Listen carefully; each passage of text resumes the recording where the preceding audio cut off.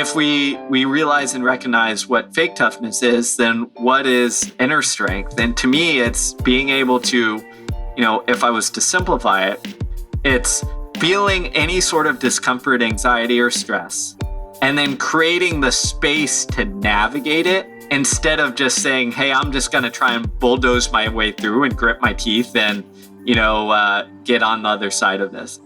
What is up, my friend? And welcome back to the Legendary Life Podcast. I'm your host, Ted Rice, health expert, coach to entrepreneurs, executives, and other high-performing professionals.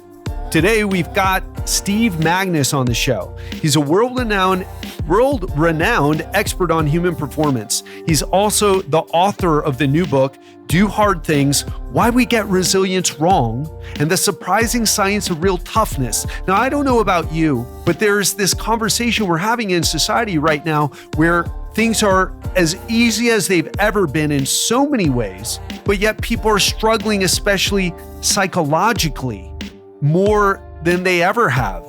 So it seems. Not only that, we have this epidemic of fake toughness where people act tough, but they don't do tough things.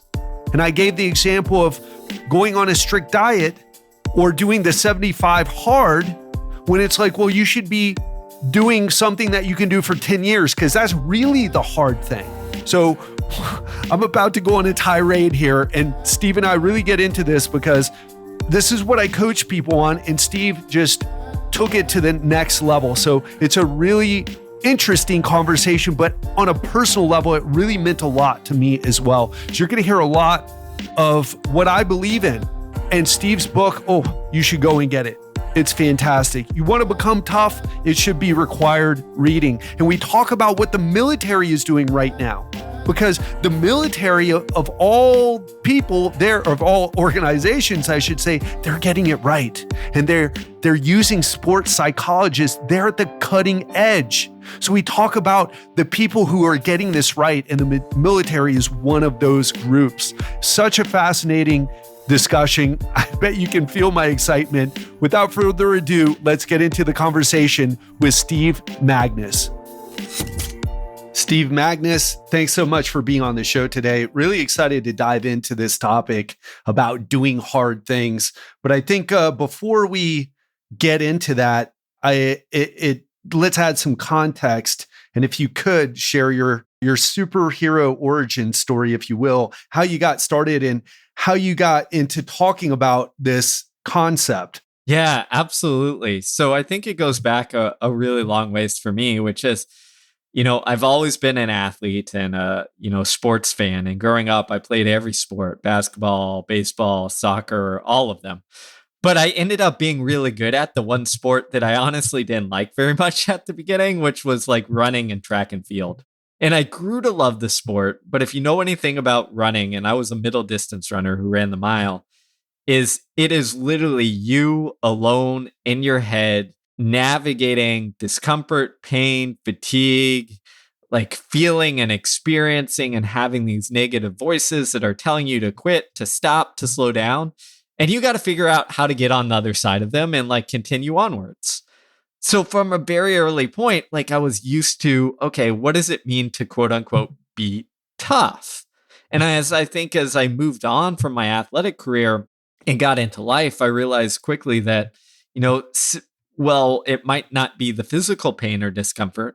We're all kind of faced with these challenges that put us in that same spot where our brain's kind of telling us like escape, like avoid, don't do this. And we have to figure out how to get on the other side of it. And, in terms of getting to this book, what happens is we tend to write the books that, have meaning towards us that we're struggling with. So in my own life, I was like, came back to this own experience of like, okay, well, what does it mean to, take on hard things or difficult challenges and navigate them? And is there a better way to do it? So it was highly relevant to me. Yeah. And can you share a little bit about that? Because like we talked about before we pressed the record, there's a misconception about what's hard. People do things and they're like, and I'll give the example from my field, the 75 hard, work out twice a day. Do you know what that is, by the way? Have you ever heard of that? No, I don't. Oh man, you would love it. So it's 75 days, 2 workouts per day. One needs to be outside. You need to follow a diet, no cheating, or else you have to start the whole thing over again. You got to read 10 pages of a book and post a selfie, a gym selfie. And there's a group of entrepreneurs who love it. But you see, through the years, I've just watched people on social media. I'm doing the 75 hard again. And then, I had to quit. I cheated on my diet, it's like, dude, that's not the hard thing. It's like, you're really comfortable with this extreme doing nothing and then going extreme and then doing nothing. And even if you complete it, and it's just like, that's not the hard thing, buddy. The hard thing is really to figure out, how can I do this for the rest of my life? How can I be fit for the rest of my life? So I'm going to try to contain myself here because I have a lot of personal stories about it. What's that? No, I was going to say, keep going. I love it. I mean, I love it because it gets at the central part of the theme that I was noticing too, is that it's not that we don't give effort. We're often good at doing difficult things. But what happens is we give effort to things that don't really matter or don't really make a difference in the long run. So that example there, and I'm going to take us down this tangent because it's perfect and it encapsulates stuff, is that's like the athlete who goes and posts their crazy workout on Instagram and says, like, look at this thing I did. Like, I went until I threw up, what have you. But then the next day and the next week and the next month, and then for the rest of their career, they're not like doing the consistent work that actually leads to gains. And I think what you're getting at with this 75 hard is it's like, whoa, buddy. Like, it's not about these 75 days and then be like, I made it. And then I'm going to go back to nothing, like the nothingness. It's how do I figure out consistently over the long haul to do the difficult things that actually matter in my life, that actually have meaning and actually make it difficult. And when you look on the time horizon, like that is really the hard thing. The posting your workouts and doing your diet for this constrained time, that is not the difficult thing. We can all kind of force our way to make it through it, but it's not about forcing your way to make it through it. It's finding how to make it sustainable and part of who you are for the long haul. Yeah. And that's, I feel like, at least in my industry, that's not an easy sell. If that's what I sell, for lack of a better word. But when I see the people who are really crushing it financially, it's like keto, here fasting, just the harder, the better, the more strict. And and then you see, and then people wonder why, like, oh, I ended up gaining the weight back, and then they'll say something like, I just need to go back to that whole 30 where it works so well for me. And then I'm like, but if it works so well, why aren't you still doing it? I don't understand. Right. And it's just this on and off again. And what I ended up realizing, it's just the comfort zone for people. So you talk a lot about this in your book. Your book's awesome. I wasn't sure how it was going to go down when I first started listening. And then what I hear the main theme, I'm not all the way done yet because I really have been taking it in. I love these types of books that talk about like this really philosophy, but it's about managing our stress is a big component. Can you talk a little bit about that? Absolutely. Because here's what I think. Like, stress tends to do a couple different things. It tends to narrow us, and it tends to focus us on the danger or the thing that is like stressing us out. And it tends to also push us towards like safety, comfort, and etc. So a lot of managing your stress in this regard is like, how do you like approach it in the right way and then get comfortable with understanding what that stress is so that you can like sit with it and experience it instead of seeing it as like, again, this enemy that I often need to push away, because we're all going to experience stress in our lives. There's no escaping it. But we can either have like a negative experience out of it or a positive experience. And I think, going back to that, the hard 30 and 75 and all that stuff is what often happens is we can manage that stress over a confined period of time. Right. It's like me Not saying, that hard or right, easier, let's say. it's easier to do that because we know where the finish line is. But in life, there's one finish line, I guess, and it's when we're dead. But it's a very long, race, to use, another analogy. And I think when we have those confined periods, there's two things that happen with handling stress. And if we look at motivation as well, is often those challenges, let me use this as an example, they do two things. They allow us to see that we can make progress.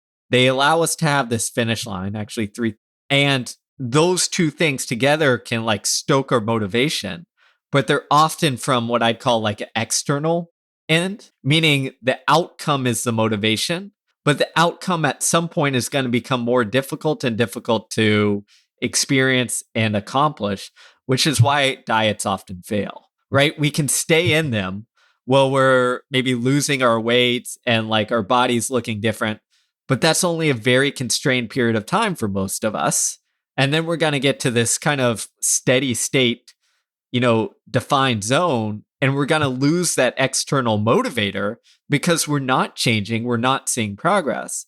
And that's why if you look at the psychology and research for handling stressful events or stressful moments, like the internal motivators are much better. And the analogy or comparison I'd use here is those external motivators are essentially like lighter fluid.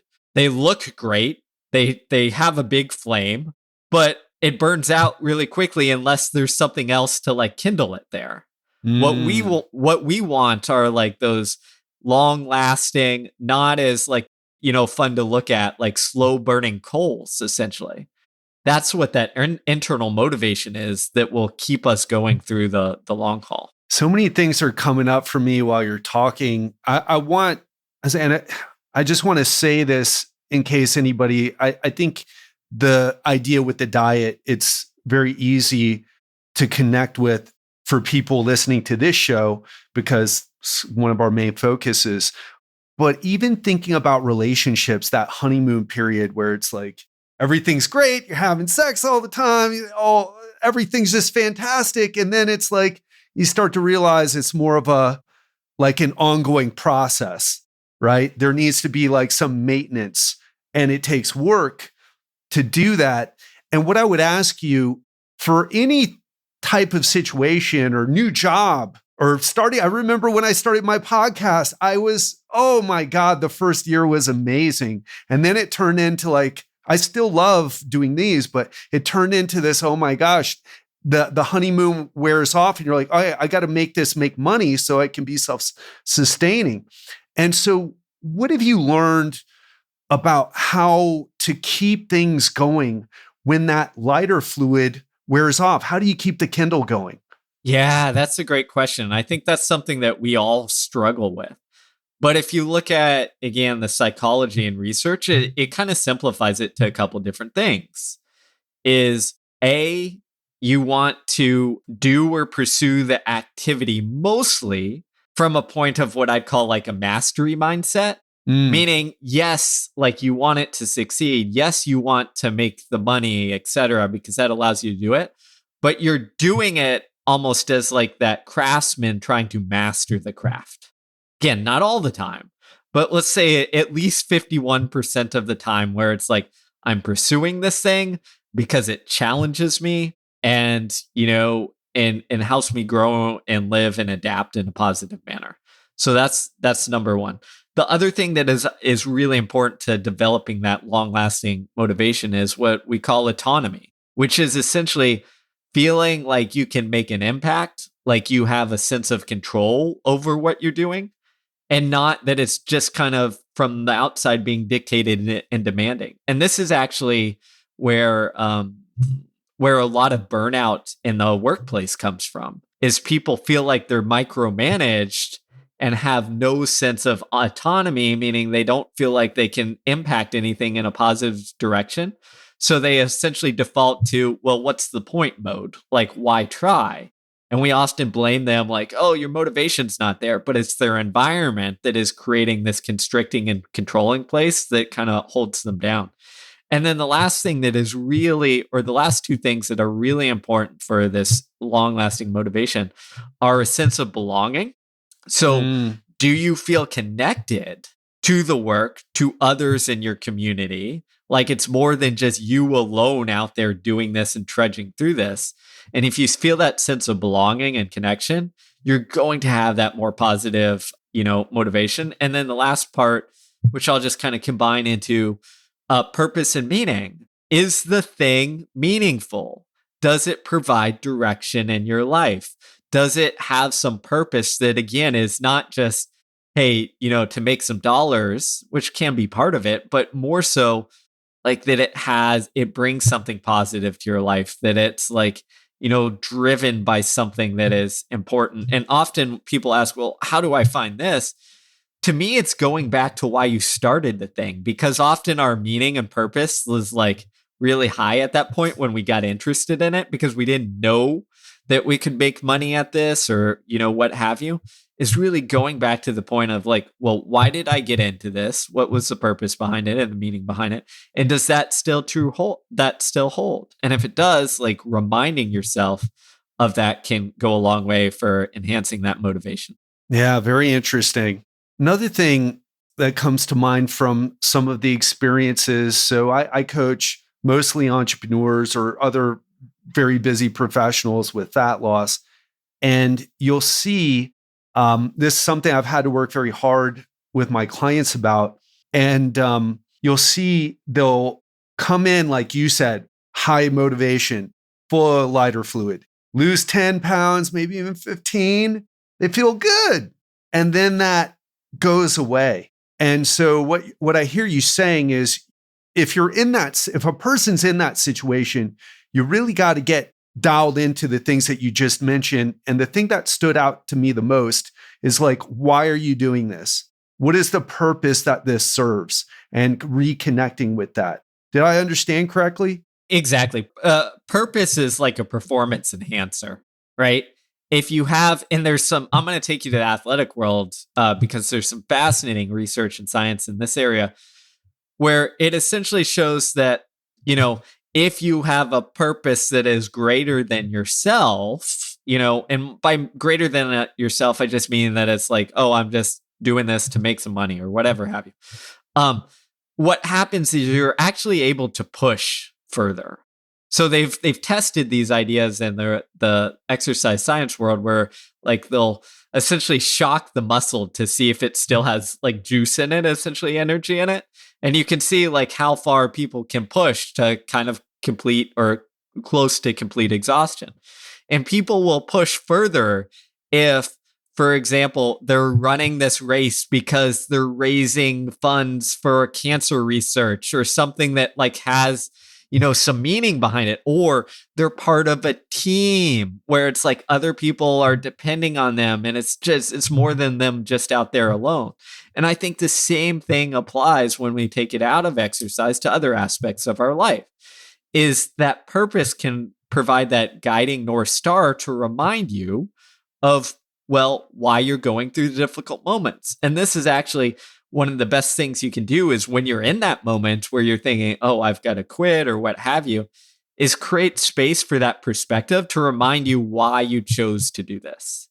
Because if you chose to do this, then it's your brain almost gets that special kick where it's like, oh, yes, I'm not trapped. I'm not like a prisoner being tortured here. I chose to do this. Well, why did I choose to do this? Because, for whatever reason, this is the journey I wanted to take and explore. And that will, again, give a little bit more of that motivation and boost so that you can handle the really difficult thing. And one other thing that I'd say here that is kind of connected to this, as well as I mentioned, like that being part of a team, is, again, there's some fascinating psychology that shows when we're with other people or supported by other people, the difficult seems more manageable. And there was this fascinating study where they took people and they essentially put them in an fMRI brain scanning machine to look at their brain. And there were spouses. And it was when it was the one, let's say the wife alone in the machine, what they would do is they'd introduce something stressful. Like they'd put a a snake in a small cage, like right next to the head of the person to make them like scared and freak out. And you could see it in their brain. Their brain fear center would go through the roof. When they took the spouse of the person and put them like next to the person in the machine so that wife and husband were or the husband was standing next to her and holding their hand often, the fear response center doesn't go as high. It's just like a little blip. Why? Because when we feel supported and connected, we interpret that stress differently. We say, okay, by myself, this might be overwhelming, but it's okay. I have others around me who can support me. And the same thing occurs, similarly, just briefly, when they took people, same thing, wife, spouse, teammate, all this stuff, and gave them like a really heavy box to lift. When you're alone, you guess that that box weighs, 200 pounds. When your husband is standing next to you or your partner is standing next to you, you guess the box is 150 pounds and you literally judge it as easier to lift. And your husband or wife or spouse isn't helping you. They're just standing there. And I think that sends such an important message, which is if we want to tackle difficult things, like have that community, have that connection, have that support, because that will literally change how you see the stress that you're experiencing. So powerful. And wow, brings up so many things. There's also another study where like a baby monkey had a fake mother and was able to like, are you familiar with that study? My business partner showed it to me recently.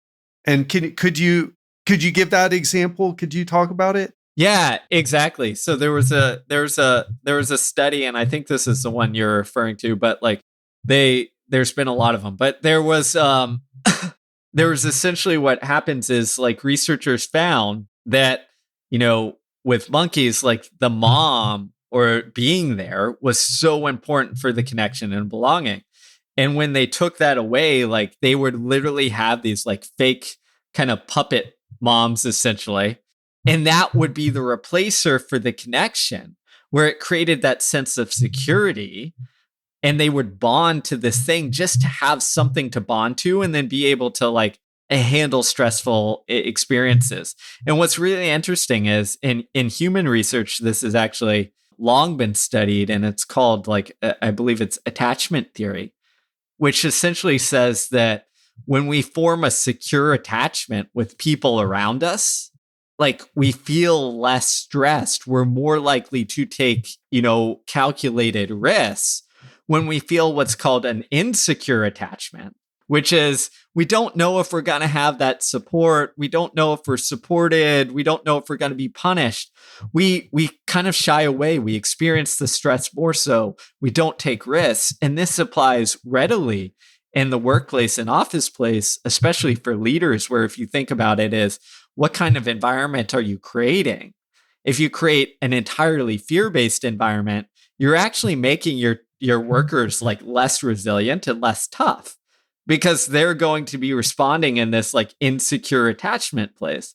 Well, if you create an environment that has what we often call like psychological safety, which is essentially, I feel secure enough to take calculated like positive risks and that I'll be supported in doing so, we feel more comfortable taking on difficult projects and we're more creative. This is so powerful because just like in business where there's a lot of strategies you can implement that are successful, or in health where you can implement a lot of different strategies, people can't implement them effectively when there's too much stress in their life, is what I've seen. And so half what I do with my clients when it's that type of situation is what you might call like coaching on stress reduction. And then it's so funny to watch sometimes where even a client recently was telling me, oh, are you sure that there's not something wrong with my insulin levels or hormone? Or he just gave a complicated physiological reason for maybe why he was struggling. And I was like, this is all stress related. Let's just, don't believe me. Let's just use this as a hypothesis, test some things to reduce your stress, and then see what happens. And then you saw the scale started dropping again, right? And he was able to, what happens with stress too. We don't take risks. We think we're on top of things, but our memory isn't so good because we're so focused. Like you said, stress is great for focusing you, right? But it's not so good for helping your short-term memory or any of the other executive functions. Impulse control. You're thinking, well, I got to get this proposal done. Oh gosh, I'm really stressed out, and let's reach for a glass of scotch or some food and just keep going out. And so I'm what I'm trying to get at here is just people. I'll say it like this, Steve. One of my mentors in business said, listen, Ted, you talk about stress, people don't even realize there's a connection there. And for me, being healthy or managing health, it's all about stress management, how we deal with stress, what ways we deal with it. And I don't think people get that. Do you see people understanding this, or is your book like the first time that people are hearing about like how stress might be more than just like something in their head, an idea in their head? Yeah, no, that's a great question. And I think it is. I think what you and I and others are trying to do is change the conversation on that. Where it is like often I think people let me step back. When you think of stress and you think of like, oh, this is just in my head, what it often tells people is like, oh, I should just like tough through this, or just like it's only stress, when they don't see the like actual physical and psychological ramifications that come from this and through this.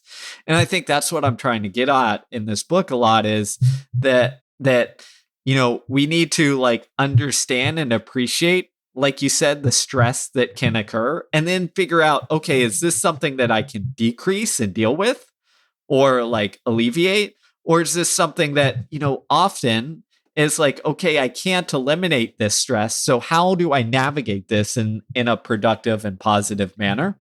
And that's where that conversation, I think, needs to head and go more. Yeah. And if you're listening right now, you really want to get this book. I'm thinking about like making my clients, or at least some of my clients for whom it's especially relevant, to read it, because people in general just have these beliefs about stress, or that it's not that important. It's just about what you do. And then when things don't work out, it's this complicated, like in the fat loss example I gave, it's like maybe something's wrong with my metabolism, which there's nothing wrong. So the book is called Do Hard Things: Why We Get Resilience Wrong and the Surprising Science of Real Toughness. And you can find that on Amazon. I'm an audiobook guy, so I've been listening to it during my walks. That helped me with my stress, by the way. It's one of my favorite things to combine is walking on the treadmill at a low intensity or walking outside, listening to an audiobook. And this has been such a great book to listen to because it talks about the real challenges that we're facing and we're not acknowledging. And we also have some mistaken beliefs. And that's what I want to kind of shift to, because you use a lot of examples from of fake toughness. Can you talk about why we get resilience wrong and what fake toughness is? Yeah, absolutely. So I think, similar to what we just talked about, stress, is that toughness, often we have these wrong ideas. We have this idea that it's like the external often. It's like the bravado and talking a big game and like posting, as we talked about earlier, like the crazy workout we did on Instagram or what have you. But a lot of that it's the cheap stuff. That's talk. What really matters is what's inside in this like internal strength or inner strength to be able to tackle and do the difficult thing over the long haul. And to me, that is different than what I'd call the fake stuff is. So a lot of this book is like, okay, if we realize and recognize what fake toughness is, then what is inner strength? And to me, it's being able to, if I was to simplify it, it's feeling any sort of discomfort, anxiety, or stress, and then creating the space to navigate it instead of just saying, hey, I'm just going to try and bulldoze my way through and grit my teeth and, get on the other side of this. And you see this all the time in sport, right? It's athletics where they tell you, hey, like, no pain, no gain. It's when they say, ignore your emotions and feelings, like forget all that stuff, just bulldoze ahead. It's when we do crazy exercises for no point except for like punishment instead of exercises to get better at what we're trying to get better at. So to me, again, it's like, how do we redefine this toughness to do what we all want to do, which is like handling difficult moments and challenges in a productive way that leads to growth? Yeah. There's sometimes where we need to compartmentalize. And like, for example, I was sitting in the dentist chair the other day getting my tooth drilled because I chipped it eating like some oysters. There was like some shell and something. So I had to sit there and white knuckle it through the process. Thankfully, it was only 20 minutes.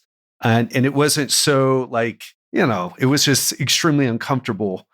Or a more extreme example might be, someone in battle. Maybe that's not in a gunfight. You don't want to stop and like talk about the feelings that are coming up for you because you're in a gunfight, right? But most of the time, and most of us don't find ourselves in those extreme situations, but we have that sort of reaction to it.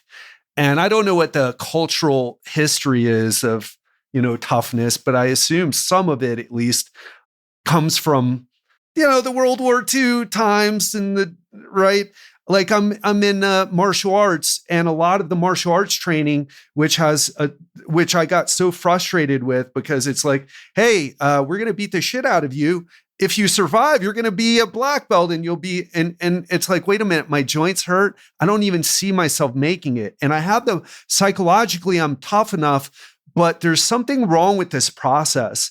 And then I started realizing a lot of this martial arts training comes from the way they prep people to go to war. And maybe that's important. Maybe you don't care about your knee when the world is on the line. But if that's not the case, we need a better approach. Exactly. I'm glad you brought that up. And so much, if you look at the history, so much of our ideals come from the military. And often what we did is we took the wrong lessons from them. Because often the crazy, things they did, to quote unquote be tough, well, is often they occur when they're like initially sorting people, meaning like, hey, can you handle and make it in the military or not? Because we want to make sure that you can make it. So it's not a development exercise. And if you looked at how often, especially in the US now, how we develop some of these skills in the military, it's completely different than throwing people into the against the wall and seeing if they break or not. And the other part is, again, often these ideas come from like older military. So it's like World War II. Well, why were people just trying to do throwing it against the wall? Well, it's because we have this draft. We need people. Like, we got to train them up really quickly because we're in the middle of this war that like literally could be the end of the world. That isn't the reality for most of us. What we're more concerned about is how do we develop these skills and these abilities? So, for example, in that martial arts, it's not, hey, I want to find the one or two people who can make the black belt. In the real world, it's I want to make sure that everybody can like improve and develop to reach their potential, whether that's a black belt, a brown belt, yellow belt, whatever their end ceiling is. I don't just want a couple of the eggs to survive when I throw them against the wall. And I think when we reframe like toughness as the skill that we can develop, in that, hey, I don't know like where your incapacity is, but here are the tools to do so to get better at it, then we're in a much better frame of mind than if we just say, hey, the strongest survive and like forget about all the rest of you. And what actually happens is we lose some really good people. So, maybe to tell a story from the book is there's a famous football coach named Paul Bear Bryant, who was famous for his coaching at Alabama. But before he was at Alabama, he was at Texas A&M. And he put these athletes through this like training camp from hell, which was essentially like, I'm going to make you do crazy, difficult things in the heat. no water, all that good old school stuff. This was the 1950s, and whoever survives is gonna, you're gonna be tough and we're gonna win. And the story, the legend goes like he did this and then they became a great team. What the legend often leaves out is that that year they only won one game. They sucked. They were horrible after it. It wasn't until a couple years later where they got good, mostly because they got better players. Only like 7 or so players were left on the team that went through the really hard camp that they then didn't do afterwards. But the other interesting part of this story that I think was fascinating is we often have this view of, oh, the people who don't make it, who don't survive, they're weak. Right. But I went back and I looked in this particular case and I looked, well, who didn't survive? There were guys who went on to play in the NFL who quit. There were guys who changed sports who became like, baseball stars for Texas A&M who quit. There was literally a war hero who went on and became this like ace fighter pilot and then commander in the Navy who, didn't survive the camp. So it's not that they were weak.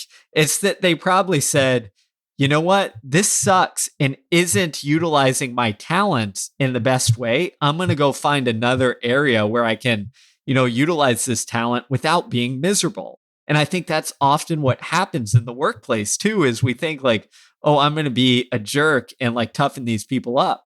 Well, if they're talented, they're going to be like, well, why am I suffering through this? I'm going to go find something that like allows me to thrive. And you've just lost someone talented who could have, helped your company or organization. I remember a client that I worked with who is having some trouble. I got along with the guy, but he had a 600-person billion-dollar company. And the way he talked about his employees, it was like, man, what's going on? You could tell he led by an iron fist. And I remember him getting really frustrated because he was losing some key people. One of them left to Facebook, and it's like he tried to like keep him by paying him more money, but the guy wanted out, and it was because of the environment. And Steve, I remember that part from your book, and it's a really important part. And some of us people think they're doing the right thing by being tough, and the intention may be good, but the reality is you have to look at maybe your approach needs to be upgraded. And maybe even doing the hard thing would be to take that hard look at yourself and your approach and be honest about it, instead of just kind of going with that comfortable narrative, like, hey, if they're really tough, they'll survive.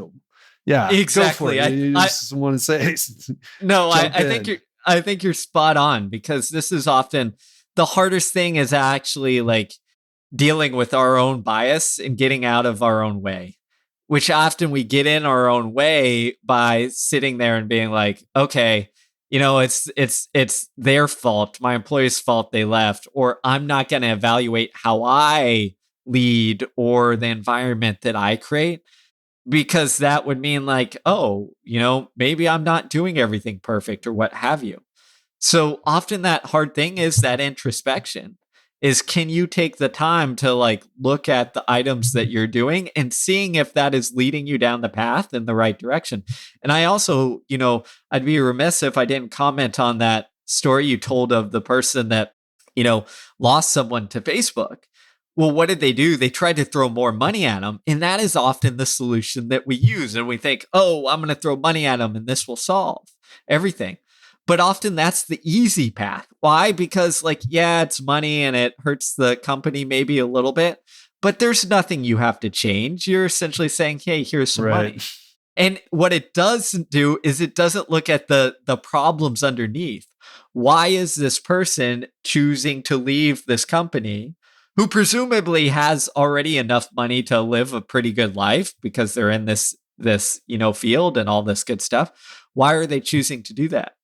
Maybe it's because the money, yes, it matters to a degree, but the underlying motivators and the supportive environment, and the environment where someone feels like, yeah, they can be challenged, but they're challenged in a way that allows them to grow as in both in the job and as a person, is more important.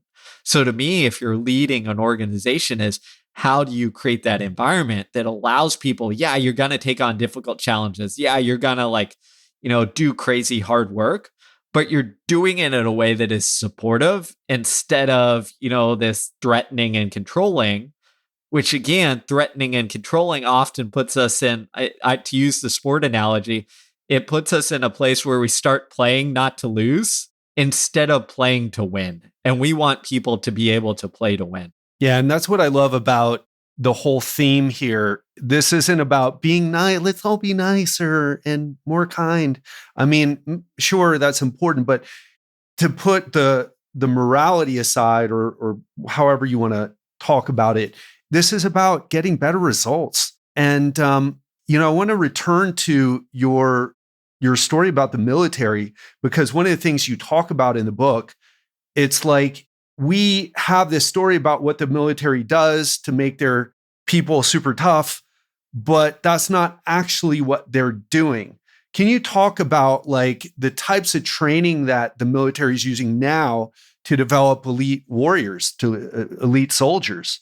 Absolutely. And I think this applies because I think what we have, as you said there, is, and as I talk about in the book, is that we have this image of the military almost, it's like the 1940s military, where you just like, they go do crazy things, we put them through hell, and then they survive, and that's how we train them.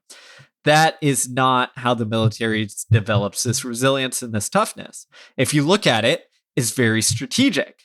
The military is actually the nation's largest employer of sports psychologists. Why? Because they want to do things correctly and work on this mental game. How do they do that? Well, first they teach before they train. So they teach their soldiers the skills in which they need to know to navigate the extreme situations they're going to deal with.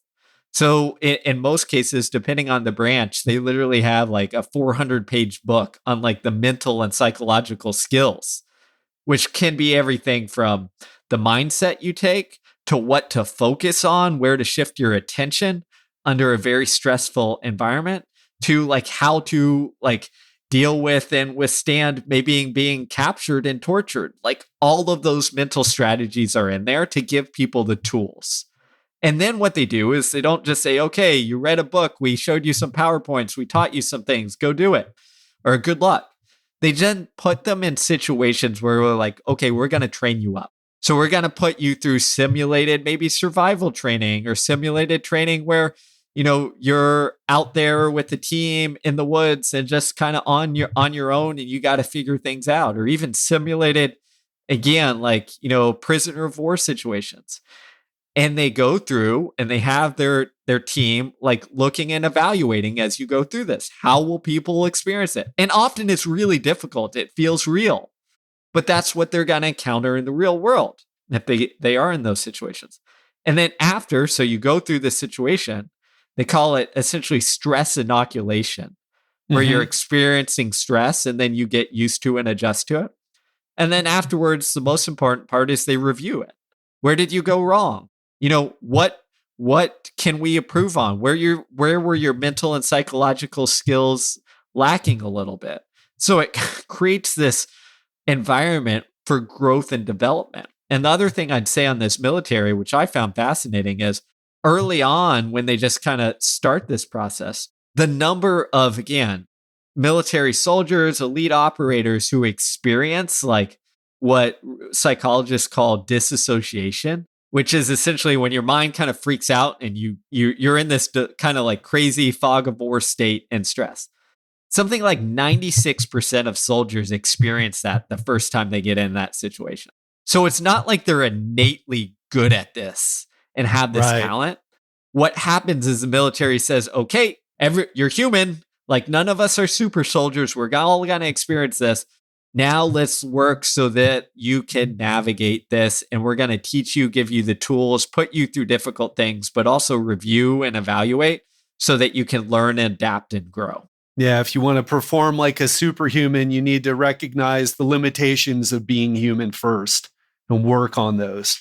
Exactly. And I think that's something that we often get wrong is we think like, oh, the best of the best, like they're just gifted and superhuman. And it's like, No, they have to come to terms with it. And actually, I was talking with, someone who went into the special forces, and they put it very clearly. They said, often you think the people who are going to make it are the ones who are like, oh, yeah, on the outside, like, I'm really tough. This is easy. I Mm-hmm. got this. Those are the people who fail, because when push comes to shove, it's the people who can kind of see it clear eyed and say, I'm not superhuman. I might be capable and I might be really good at what I'm doing, but like, this is going to be tough. I need to see it clearly. Those are the people who make it through the challenging times. So I think that lesson applies to us as well, as whenever we're put through challenges, can we see it clearly and rationally so that we know what we're facing? Yeah. I love the talk about the military, because what you got to love about the military, regardless on, where you sit politically or whatever, is that the stakes are extremely high. We're talking about life or death for real. If a business even goes out of business, I mean, there's so many business. You go out of business, you start another one. Does it suck? I mean, it must, but the stakes are lower. And so, people don't step up and do what they need to do. And I think that's why using the military as an example, or a model rather, of like, okay, well, what do you do to be super successful? These guys, they're employing sports psychologists as per your example. Like, they're realizing, hey, listen, we're talking about competing on a world stage. We don't know what's going to happen. I've traveled a lot all over the world, lived in many different countries. I'm in Brazil right now. I mean, the military is aware of all these crazy things that are happening, and you got to kind of you can't afford to be lost in a narrative that leads to poor results, because the risk is quite large. And I think that's a lesson everyone can take away from your examples of the military. Steve, one thing I would ask you is, what are some things that we can do to be more elite? I'm not going to go to buds, right? And do some buds training just to develop mental toughness. What are some things like I can do, or someone listening can do, or maybe some of the things that you've done to create more resilience? Yeah. So I think the great thing about this, and the research backs this up as well, is that small moments in your life train this mental muscle, because I really look at it as a mental muscle, which is, we can either, when we take on challenges, we can either have that like alarm going off telling us to like escape, quit, etc. Or we can train to turn that alarm down low enough so that we can like navigate and make the good, wise decision. And to me, and again, the research and the psychology all show us, which is small moments matter. So even something as simple as adopting a mindfulness practice can train that alarm. Why? Because, well, think about it. What is mindfulness besides like sitting there with your thoughts and training to like sit with them and accept, instead of react and shift your attention to every thought that comes into your head? And people often think like, oh, I don't want to meditate, whatever. Well, that's fine. Again, the research shows that even a couple minutes a day of just sitting with your thoughts can have a profound impact on this. Other things that I think are important is having something in your life that like challenges you a little bit in some way. Now, in my life, that regularly is often exercise. And I'm not like going to the well and exercise, but it's something where it's like, okay, I'm going to get out the door and do something that is a little bit difficult, that puts me in an uncomfortable situation, which can train this mental muscle. So what I would say is, look for the spaces of the simple things where your mind tends to go to like escape, worry, alarm going off. And instead of seeing those as like, oh no, this is a bad thing, I would see this as, oh, this is an opportunity to train this mental muscle. And try just to sit with it or go towards it. So again, you can essentially tell your brain, or your brain learns like, hey, I'm okay. I don't need to freak out. I can navigate this. It's going to be all right. Yeah. I have a friend who wrote a book, Hunting Discomfort, and it's much less, he goes into the science not quite as much as you do in your book, Do Hard Things, but he very much says like, hey, hunt discomfort. Those things that you feel that are difficult, go towards them.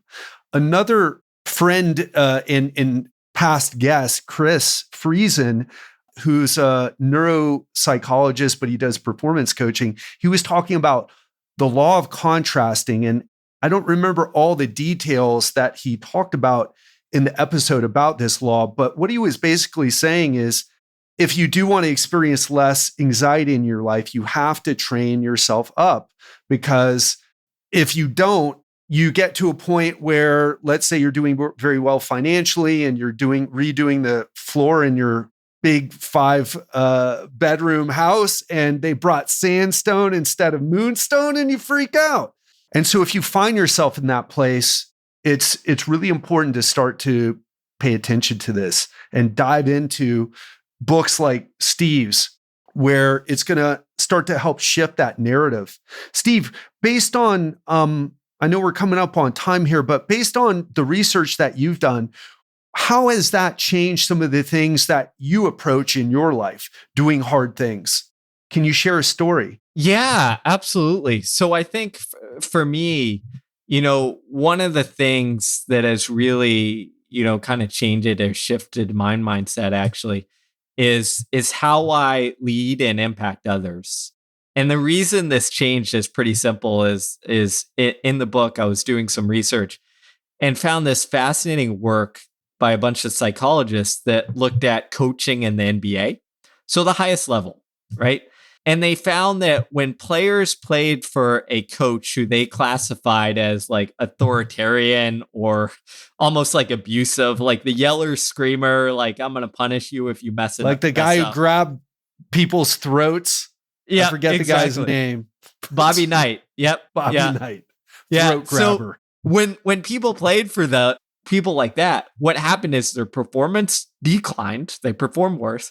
And in the NBA, their levels of aggressive fouls, like technical flat fouls where they couldn't control their emotion and they just like let it all out, those went up. But what was interesting, and I think the reason it changed my perspective, is those changes, that worse performance and more aggression, lasted for the rest of the athlete's career, even when they were under another coach. Wow. So to me, as someone who works in this space or anyone who is leading, that almost like humbles me to a degree and says, you know what? I better take the time to get this right. And I'm not going to be perfect, but to lead in a productive manner that allows people to hopefully like thrive even when they're gone from here, because you have that lasting impact. And that to me is, again, it's a powerful responsibility, but it's also a powerful message to send as well. Wow, that is something to think about. That arguably traumatic experience with a bad coach ingrains those habits. And I do believe they can be broken, but it doesn't just happen. They don't just get a better coach and then it magically goes away. It sticks with them. It also brings up kids that act out as well for me, thinking about that as a kid who acted out against some, I love my parents, but they had some, very different old school, say, approaches. Yeah, Steve, it's been such a great conversation. I feel like I could go another hour. There's so many things that even personally I would love to ask you. But I think we'll save it for part 2 if you'd be willing to come back on. That sounds great, Ted. I've really enjoyed this conversation. It's been fun to have. Yeah, me too, Steve. And if you're enjoying this conversation as well, and you'd like to perhaps do something hard and challenge yourself to change the narrative, or at least investigate the narrative that you have about what's truly hard and what's not, and maybe how you can be like the military and do things better by using data and, experience, get Steve's book, Do Hard Things. It's available on Amazon, and they have the audiobook available, Kindle, hardcover, all the versions. I'm listening to the audiobook. I really enjoy the narrator that you chose. So that's always important for audiobooks.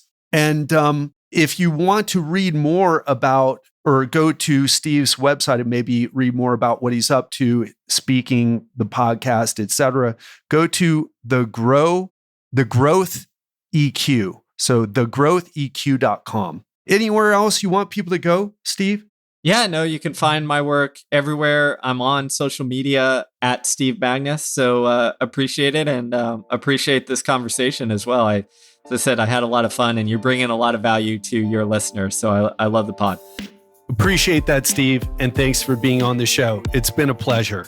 So that's it for today, my friend. Hope you've learned a lot from this conversation I had with Steve Magness about doing hard things and how to really challenge ourselves to be aware of what's truly hard instead of doing what we think is hard, that fake toughness we talked about today. I'll definitely have Steve back on the show because there's so many other things we could talk about. But until then, I'm going to be speaking to you on Friday. And this Friday's TED Talk is going to be about how I followed a low-carb diet for 10 years and the reasons why today I think it was a big mistake. And more importantly, I'm going to share with you what I would do differently. Now, I'm cool with making mistakes. We all do. But my intention with this episode is to help you avoid making those same mistakes that I did. It's one of the best ways to, let's say, shorten the learning process with anything, learning from other people's mistakes. So I'm going to share with you why I think it was a mistake, why low-carb diets led me to struggle with fat loss, to binge eating, to messing up my social life because I couldn't find low-carb meals, especially back in the days when I was doing this. I'm going to share with you what I would have done differently so that you can, if you find yourself resonating with what I share in this episode, you can do a better job right away. So that is what I have in store for you on Friday. Tune in then and can't wait to speak to you on Friday. Do you need help losing fat while still enjoying your life?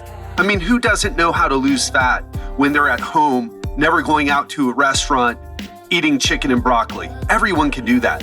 But if you enjoy your social life, spending time with friends, going out to dinner, trying new restaurants, well, that's what we help our clients do. We help successful entrepreneurs, executives, and other high-performing professionals to burn fat, grow muscle, boost their energy, reduce their stress, all while enjoying their social life, going on vacation, and growing their business. If you're ready to have the body you deserve, to look and feel younger, and to say goodbye to time-consuming workouts and strict diets, we can help you. The best place to go is to watch my free masterclass. Go to legendarylifeprogram.com/free.